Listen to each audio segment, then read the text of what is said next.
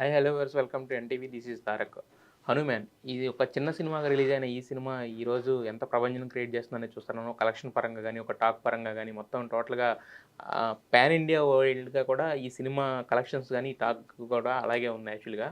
So ఒక చిన్న సినిమాగా రిలీజ్ అయ్యి ఈరోజు ప్రభంజనాన్ని సృష్టిస్తూ పెద్ద సినిమాలకే పోటీ ఇచ్చే రేంజ్లో ఉంది. అయితే దీనికి సంబంధించి తేజ హీరోగా తెలుసు, ప్రశాంత్ వర్మ డైరెక్టర్గా అందరికీ పరిచయం కానీ, బట్ కొంతమంది దీనికి ఏంటంటే బిహైండ్ ద స్క్రీన్ హీరోస్ కూడా ఉన్నారు. వాళ్ళలో ఒకళ్ళు ఏంటంటే ఈ సినిమాకి పనిచేసిన ఎడిటర్ సాయిబాబు గారు అనమాట. ఈయన నాకు ఎప్పటి నుంచో తెలుసు. బట్ మీ అందరికీ చూపించే ఒక చిన్న ప్రయత్నం ఇప్పుడు చేద్దాం. హలో సాయి గారు, హై హై హై. ఎలా ఉన్నారు? సూపర్. అంటే ఒకే ఎడిట్ సూట్లో కూర్చుని పని చేయడం తెలుసు కానీ ఒక ఇంటర్వ్యూ నేను చూసి తప్పేం లేదు. అంటే యాక్చువల్గా మొన్న మీరు అన్నారు కదా స్టేజ్ ఎక్కినప్పుడు, సో పెద్ద పెద్ద వాళ్ళని ఇంటర్వ్యూ చేసి సుమా గారు పిలవడం ఇదిగా ఉందని చెప్పి, అలాగే చిన్న చిన్నగా మాట్లాడుకుని మనం కూడా ఒక ఇంటర్వ్యూ చేయడం అనేది కూడా నాకు కొత్తగా ఉంది. బట్ కాకపోతే ఏంటంటే అప్పటి నుంచి ఉన్న ఆ డెడికేషన్, అది మొత్తం ఎవ్రీథింగ్ ఈ రోజు బిగ్ స్క్రీన్కి వచ్చి ఒక పెద్ద పాన్ ఇండియా సినిమాకి ఒక సోలో కలెక్షన్స్ పడే దీనికి ఒక సోలో నేమ్ కింద పడడం అనేది ఈరోజు మీరు చూసుకుంటున్నారు. సో మరి ఆ ట్రాన్స్ఫర్మేషన్ నుంచి ఈ ట్రాన్స్ఫర్మేషన్కి చాలా కష్టపడి ఉంటారు. సో మరి ఇది ఒక డెస్టినీ, ఫస్ట్ సక్సెస్ అనేది ఎప్పుడు కూడా టేస్ట్ఫుల్గా ఉంటుంది కదా. మరి ఈ సక్సెస్ ఎలా అనిపిస్తుంది, ఎలా ఎంజాయ్ చేస్తున్నారు? చాలా బాగుంది. యాక్చువల్గా అదే ఫస్ట్ నుంచి గోల్ అయితే సినిమాలకి ఎడిటింగ్ చేయాలనే, అది ఈ సినిమాతో ఫుల్ఫిల్ అయింది అంటారు. మరి ఈ సినిమా పరంగా ఎడిటింగ్కి సంబంధించి ఛాలెంజెస్ ఏమైనా ఎదురైనా మీకు ఈ సినిమా పర్టికులర్? ఛాలెంజెస్ అంటే ప్రతి scene challenge. First beginning child episode, తర్వాత విలన్ ఇంట్రో, ప్రతి సీన్ అంటే ఏది అంత ఈజీగా ప్రశాంత్ గారితో వర్క్ కూడా ఏది అంత ఈజీగా ఉండదు. ప్రతిదీ ఛాలెంజింగే ప్రశాంత్ గారు అనేసరికి.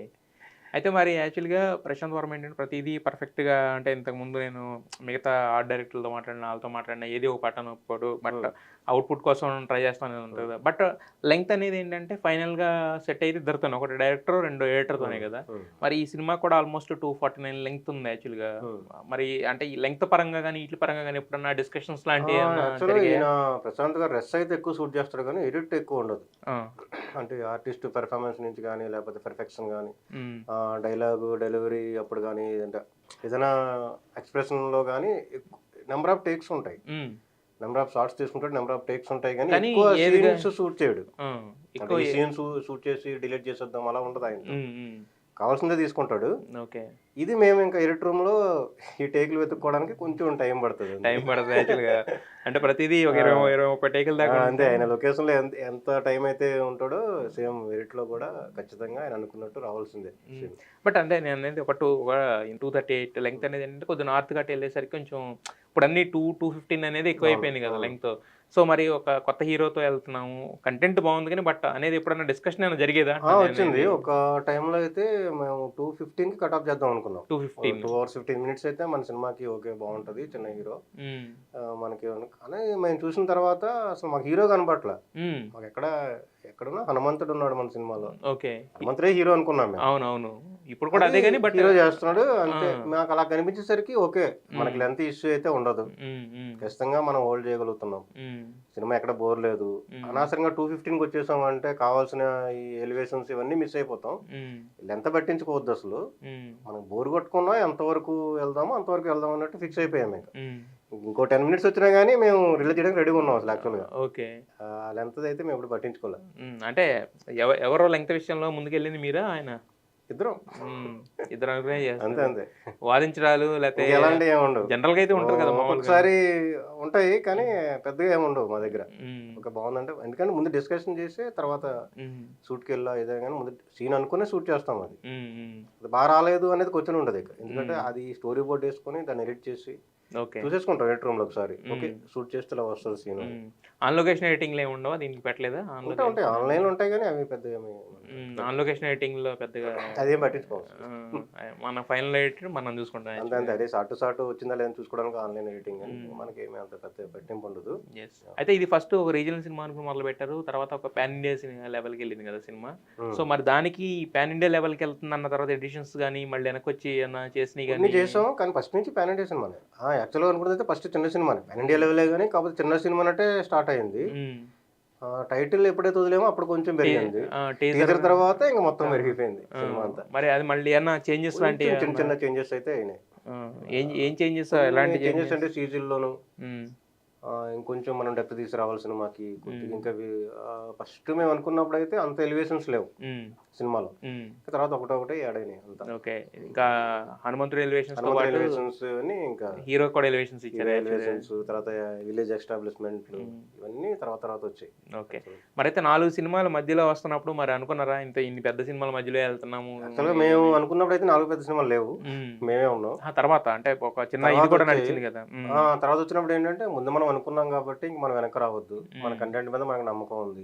ఆయన ఫస్ట్ నుంచి ఏంటంటే ఖచ్చితంగా ఫస్ట్ పెద్ద హీరోలతో వెళ్తున్నాం కాబట్టి ఓపెనింగ్స్ వాళ్ళకే ఉంటాయి. తర్వాత ఇంకా మనకి స్టార్ట్ అయింది బాగుంటాయని చెప్పి అనుకున్నాం. కానీ మాకు బిగినింగ్ డేస్ నుంచే థియేటర్లు అయితే లేవు కానీ ఓపెనింగ్స్ ఎక్కడ తగ్గలే. అదే బట్ కాకపోతే 4 సినిమాల మధ్యలో వెళ్తున్నప్పుడు వచ్చిన టెన్షన్ అయితే ఉంటుంది కదా. టెన్షన్ ఏమైనా పడ్డారా? ఖచ్చితంగా ఉంటుంది. మరి మేము ఫస్ట్ నుంచి అనుకున్నది ఏంటంటే ఇంకో సినిమా మీద మన సినిమా ఆధారపడకుండా మన సినిమా హిట్ అవ్వాలని అనుకున్నాం. కానీ వచ్చేది మహేష్ బాబు అక్కడ. ఇంకా ఆయనకి పక్క సినిమాతో ఆయనకి సంబంధం ఉండదు. మనం అనుకోవడం కాదు, ఆయనకి సంబంధం ఉండదు. కానీ ఓకే, హ్యాపీ. మొత్తానికి ఫైనల్ గా ఫస్ట్ రివ్యూ వచ్చిన తర్వాత ఏమనిపించింది అంటే జనాల వర్డిక్ట్ అదంతా ఇంటర్న తర్వాత ఏమనిపించింది? కొట్టేసాం అనిపించిందా? 2 ఏళ్ల పాటు ఎడిట్ రూమ్ లో ప్రీమియర్ షోకి అయితే జనాల కన్నా ఫస్ట్ మేము థియేటర్ల ముందు ఉన్నాం. ఓకే, ఏంటి ఎట్లా ఉంటది అసలు మొత్తం షేకింగ్ అనమాట. అరుస్తుంటే ఓకే సక్సెస్. ఏదైతే మనం ఎడిట్ అనుకున్నామో అదైతే మొత్తం అన్ని వచ్చినాయి. మేము అనుకోలేని కూడా కొన్ని ఎంజాయ్ చేస్తున్నారు బాగా. అంటే వీటికి ఎంజాయ్ చేస్తారా చేయరా, ఇది మనకి ఏమైనా బోర్ అవుతుందా కంటెంట్ అనుకున్నాం, అవి కూడా ప్లస్ అయినాయి. కాబట్టి ఇంకా అయితే ఫస్ట్ హాఫ్ లో ఈ సినిమాకు ఉన్న చిన్న కంప్లైంట్ ఏంటంటే, నేను చూసాను సినిమా బట్ చిన్న కంప్లైంట్ ఏంటంటే ఫస్ట్ హాఫ్ లో కొంచెం చిన్న కొన్ని ఎడిషన్స్ ఉన్నాయి కదా, అవి ఉన్నాయి, ల్యాగ్స్ అయినాయి. బట్ కాకపోతే ఏంటంటే లాస్ట్ 15 నిమిషాలతో మొత్తం సినిమా అంతా మర్చిపోయామన్నా. అంటే ఇంట్రోల్లో కొత్త వాళ్ళు కాబట్టి ఆర్టిస్టులు అది అనిపించింది. అలాగా చేయకుండా వెళ్ళిపోయాం అనుకో, ఇలా అసలు రిజిస్టర్ అవ్వదు. మనం ఏం కథ చెప్తున్నాం అది రిజిస్టర్ అవ్వదు. కొత్త వాళ్ళు కదా కట్ చేసుకుంటూ వెళ్ళిపోతే అది కొంచెం ఉంచేసరికి అది అనిపిస్తుంది పెయిన్. ఓకే, ఈ పెయిన్ ఉంటేనే తర్వాత ఎంజాయ్ చేస్తాం. మొత్తానికి అంటే ఎక్స్పీరియన్స్ అనేది అక్కడ కూడా చూపించారు. మరి అదే అనుకున్నాం, ఎందుకంటే ఒక ఎలివేషన్ రావాలి ఖచ్చితంగా అంటే ఖచ్చితంగా దాని ముందు పెయిన్ ఉండాలి. అయితే ప్రశాంత్ వర్మ ఫస్ట్ ఎడిటర్ కింద మిమ్మల్ని సెలెక్ట్ చేసుకున్నప్పుడు ఏం చెప్పారు, ఏం మాట చెప్పారు మీకు? అంటే కొత్తగా అయితే సెలెక్ట్ చేసింది కాదు ప్రశాంత్ వర్మ నన్ను. ఫస్ట్ ఆయన యాడ్ ఫిల్మ్ చేసిన దగ్గర నుంచి మేము పరిచయం. ఇది అనుకుంటున్నాము ఇట్లా కథ అంటే జస్ట్ లైన్ ఒకటి చెప్పారు, ఇట్లా ఒక విలేజ్ లో ఒక అబ్బాయి ఉంటాడు, వీడికి ఇట్లా దొరుకుతుంది సంపవర్, దీంతో వీడు ఏం చేసాడు అనేది మన మెయిన్ స్టోరీ.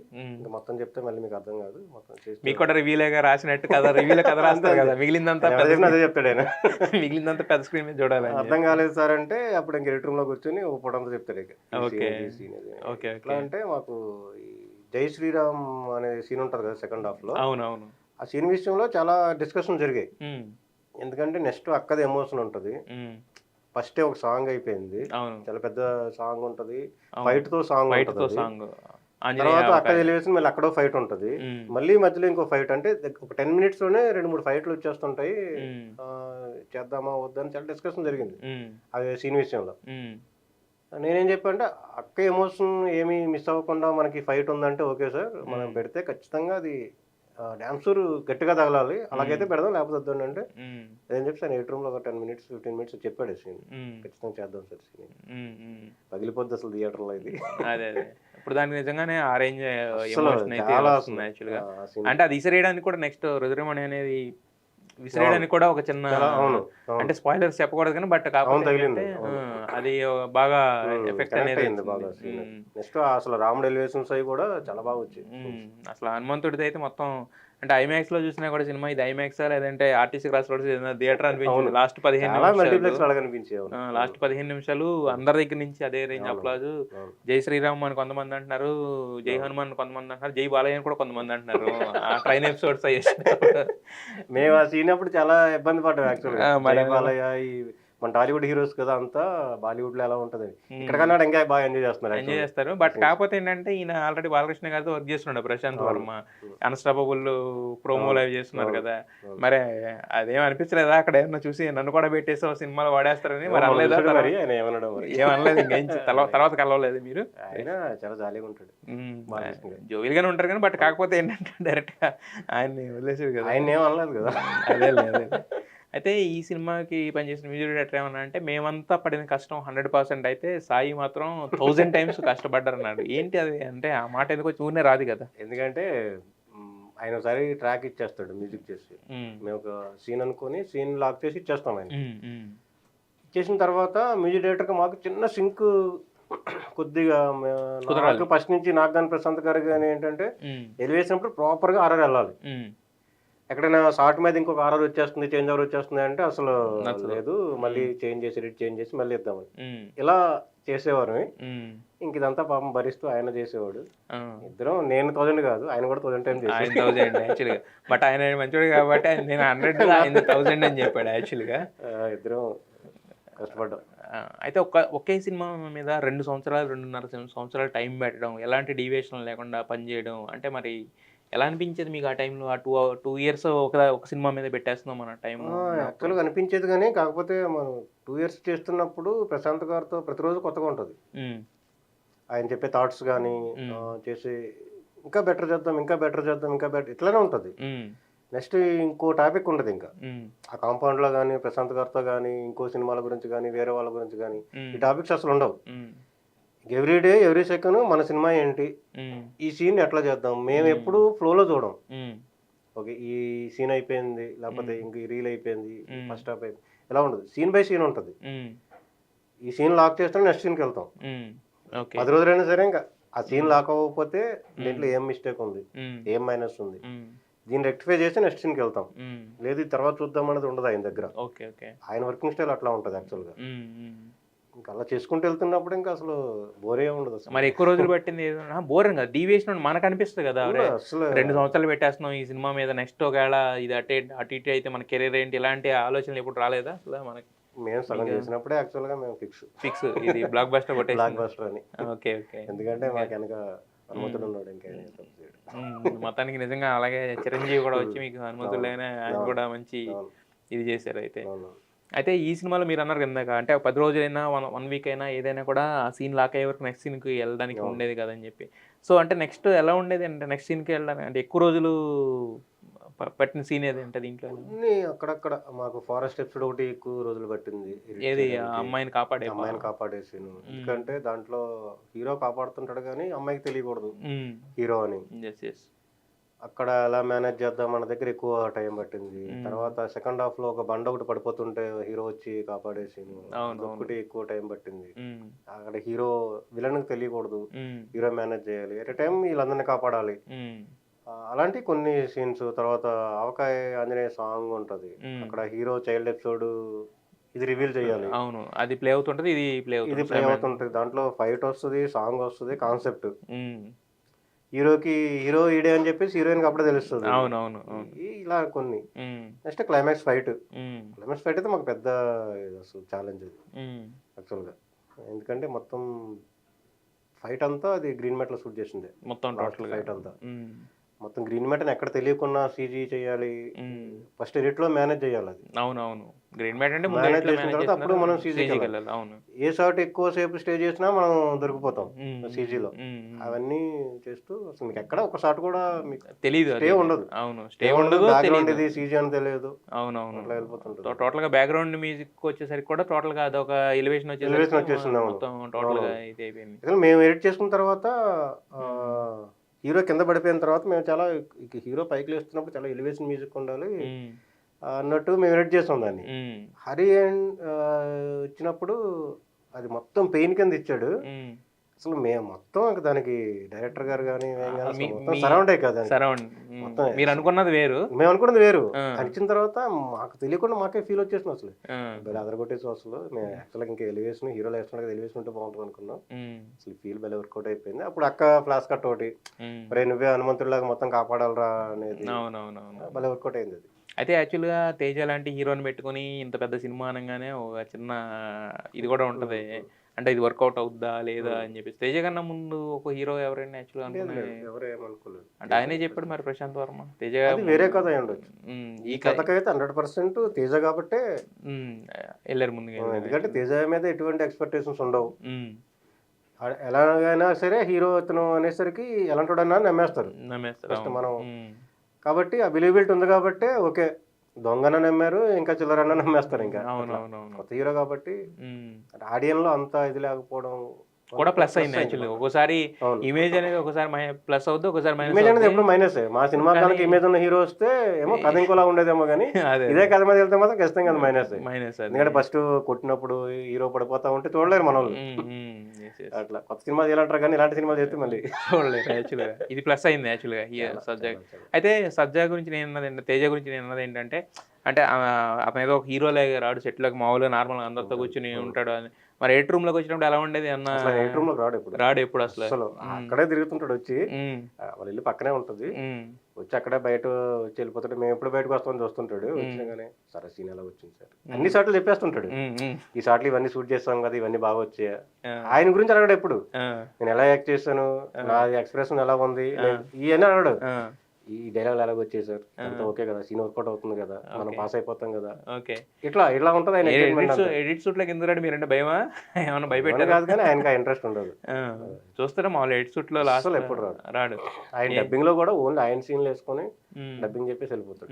ఎందుకంటే ఆయన ఏంటంటే చూసేస్తే మళ్ళీ నేను లాస్ట్ లో చూసినప్పుడు నాకు ఎక్సైట్మెంట్ ఉండదు, ఫీల్ ఉండదు అని చెప్పి, నేను కథ నేను ఏం విన్నానో అది నేను మిస్ అయిపోతా, కాబట్టి అంతా ఒకసారి చూస్తాను చెప్పేసి ఆయన ప్రొడ్యూసర్లు వీళ్ళంతా చూసేసినాక ఆయన చూస్తాడు వచ్చి, అంతా ఓకే బాగుంది అన్నప్పుడు వచ్చి చూస్తాడు ఆయన. చూడు ముందైతే చూడు. మరి ఈ సినిమా పరంగా మీకు వచ్చిన బెస్ట్ కాంప్లిమెంట్ అంటే ఏం చెప్తారు? ఎడిటింగ్ గురించి ఇంకేమొస్తాయి, బాగా చేశారని వస్తుంది. వస్తుంది అంటే నేను అనేది కొన్ని సినిమాల్లో మీరు అన్నారు లాస్ట్ లో, అంటే మనం 2 ఏళ్ళు కష్టపడ్డాము ప్రాజెక్ట్ గురించి, ఒకటి నమ్మి చేసాము, అచీవ్ అయినప్పుడు మన వాళ్ళు చాలా మాటలు చెప్తుంటారు, బాగా చేశారని చెప్తుంటారు, ప్రాణాన్ని పెట్టి చేశారని చెప్తుంటారు. బట్ ఒకటేదో మనకు కనెక్ట్ అయి ఉంటుంది కదా వాటిల్లో, వాళ్ళు మాట్లాడిన 10 మాటలు ఒకటి కనెక్ట్ అయ్యేది ఒకటి ఉంటుంది కదా. డైరెక్టర్ గారు ఎప్పుడు చెప్తుంటారు అసలు యాక్చువల్ గా మీరు ఉండాల్సింది చేశారు, థ్యాంక్స్ అంతకన్నా నాకు బెటర్ ఇదే ఉంటుంది. నాకు తెలిసి సుమా గారు పైకి పిలవడం మీకు బెస్ట్ కాంప్లిమెంట్ ఏమని విన్నాను. యాక్చువల్ గా మరి అంతే కదా, అదే లైఫ్ లో అదే ఇప్పటి వరకు ఎవరో చెప్పలేదు.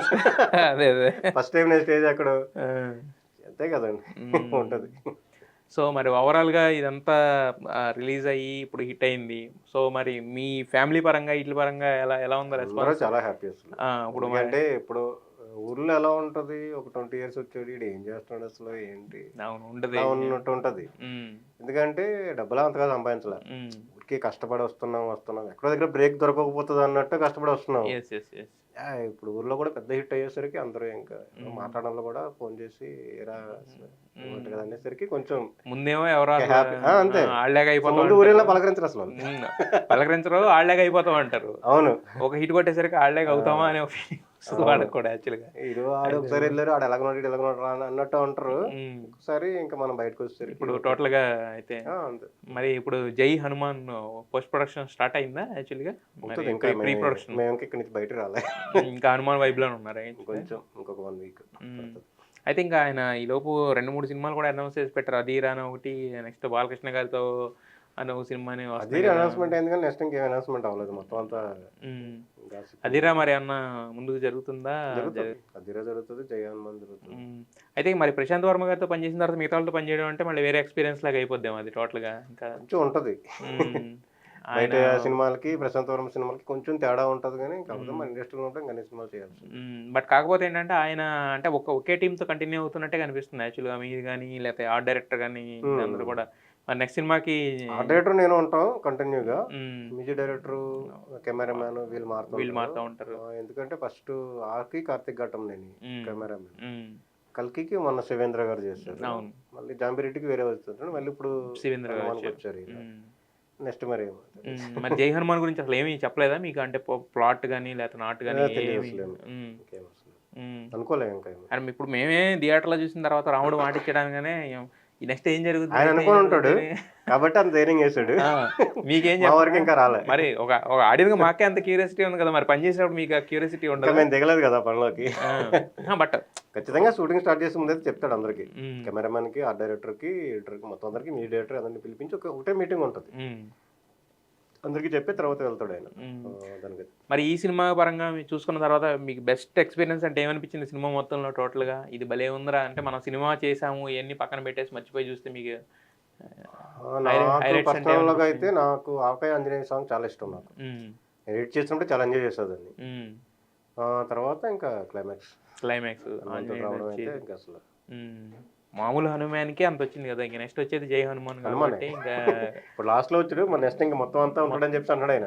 అదే అదే నెక్స్ట్ మనం అంతా హనుమంతుడితో సినిమా చేస్తాం అని చెప్పి అంటున్నాడు. ఉమ్. అంటే అది కూడా సోషల్లో ఇదే కదా, సోషియో ఫ్యాంటసీ. అంతే అంతే అలాగే ఉంటుంది. హీరో ఇవన్నీ ఇంకా నెక్స్ట్ వేరే లెక్కలు మారుతూ ఉంటాయి అనమాట అయితే మొత్తానికి. సో మొత్తానికి అయితే అదే ఎప్పటి నుంచో కలిసి పని చేసినా కూడా మీకు సక్సెస్ రావడం అనేది కూడా మాకు కూడా హ్యాపీగా ఉంది అట్లీస్ట్ యాక్చువల్గా. ఏంటంటే మాకు తెలిసిన ఒక వ్యక్తి కూడా అక్కడ ఉన్నాడని చెప్పుకోవడానికి యాక్చువల్గా. Wish all the best Sai గారు. Thank you, నెక్స్ట్ అంటే మీరు అన్నారు కదా ఇంతకుముందు, అంటే ఇన్నాళ్ళ నుంచి ఏం చేసాం ఎవరికి తెలియదు, ఫస్ట్ సక్సెస్ వచ్చింది అన్నారు కదా. అవును.